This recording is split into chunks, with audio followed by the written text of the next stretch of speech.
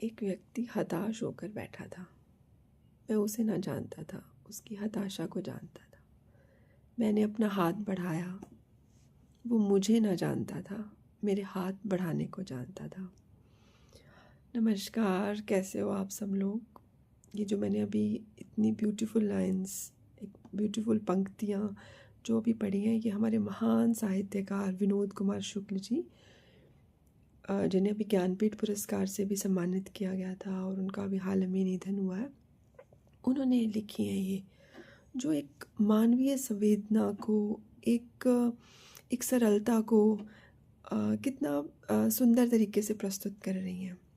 वो साहित्यकार के साथ साथ एक अच्छे पोइट भी थे। बहुत रचनाएं लिखी हैं उन्होंने। अभी उनका जब निधन हुआ है 88 ईयर्स में हुआ है, और वो तब भी लिख रहे थे। बल्कि उन्होंने अपनी आखिरी इच्छा भी यही बताया कि मैंने बहुत लिखा, लेकिन अभी बहुत लिखना बाकी था। तो वो जो मेरा लिखा, जो मुझे लिखना था, वो मैं अगले जन्म में पूरा करूँगा।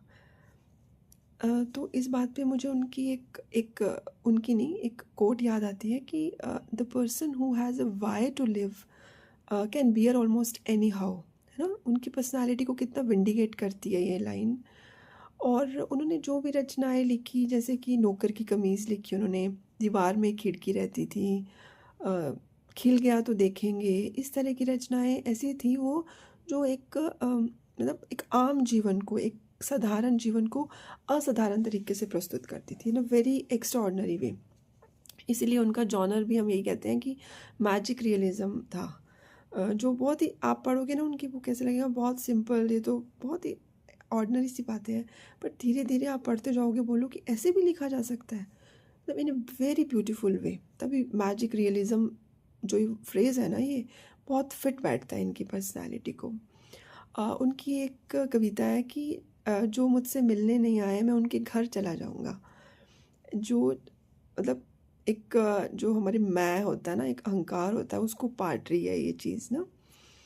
और एक उफनती नदी, जो उफनती नदी, it's means very arrogant person. अगर वो मेरे घर नहीं आएगा तो मैं उसके घर चला जाऊंगा, मैं उस नदी के किनारे चला जाऊंगा।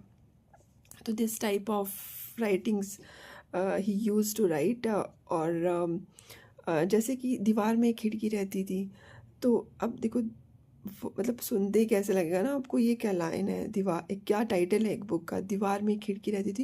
उन्होंने दीवार और खिड़की को हमारी कम्युनिटी का पार्ट बना दिया, एक लिविंग थिंग बना दिया, एक जान डाल दी, है ना, कि रह रही है वो। मतलब एक जो खिड़की है, the window is staying in that दीवार, है ना। तो ऐसे वो, जैसे हम एक आम भाषा में बात कर लेते हैं ना, कि when we have a secret talks, हमें किसी को रिवील नहीं करनी होती कोई चीज़, की धीरे बोलो, दीवारों के भी कान होते हैं, ये उस तरह की। तो उस तरह की राइटिंग है इनकी, है ना, कि हर हर चीज़ को साथ लेके, मतलब एक छोटी छोटी जो चीज़ें हमारे जीवन में है ना, वो भी उन्होंने अपनी लेखन में उतार दी हैं, और बहुत ही एक्स्ट्रा ऑर्डनरी स्टाइल में। आप पढ़ना ज़रूर।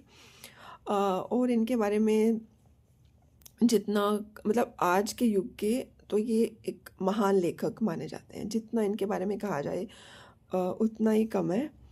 और जैसे एक उनकी नौकर की कमीज़, ये एक बहुत ही अनूठा उपन्यास है। ये भी आप अगर टाइम लगे तो पढ़ना। तो काफ़ी टाइम बाद वीडियो बनाया, और बहुत ही मुश्किल से बनाया, बहुत ही मुश्किल से मुझे टाइम लगा, और इतना ही मैं तैयार कर पाई। तो जल्दी ही मैं आपके साथ होपफुली जल्दी मिलूँगी। तब तक के लिए बाय बाय, टेक केयर।